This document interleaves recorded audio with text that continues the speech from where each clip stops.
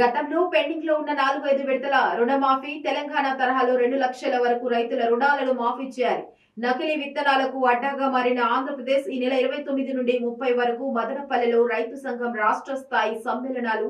G Eshwaraiah Andhra Pradesh రైతు సంఘం రాష్ట్ర అధ్యక్షులు.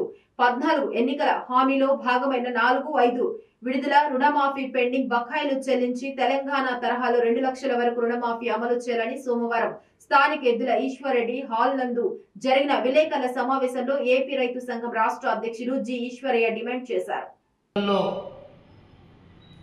రుణాలను రద్దు చేస్తూ 4-5 విడతలకు సంబంధించినటువంటి రుణమాఫీ చేయకుండా దాన్ని ఆపిపెట్టారు.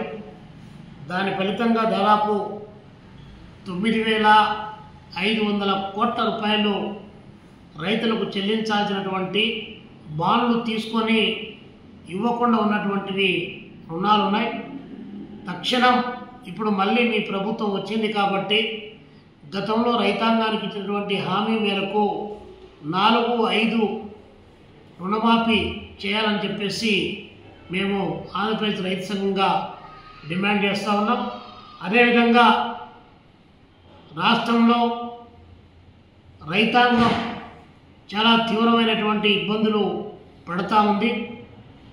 వేసినటువంటి పంటలకు సరైనటువంటి గిట్టుబాటు ధర లేక అవస్థలు పడుతున్నటువంటి నేపథ్యంలో స్కేల్ ఆఫ్ ఫైనాన్స్ ప్రకారము రాష్ట్రంలో ఉన్నటువంటి రైతాంగానికంతా కూడా వ్యవసాయ రుణాలు మంజూరు చేయాలని చెప్పి రాష్ట్ర ప్రభుత్వానికి విజ్ఞప్తి చేస్తూ ఉన్నాం. గతంలో కూడా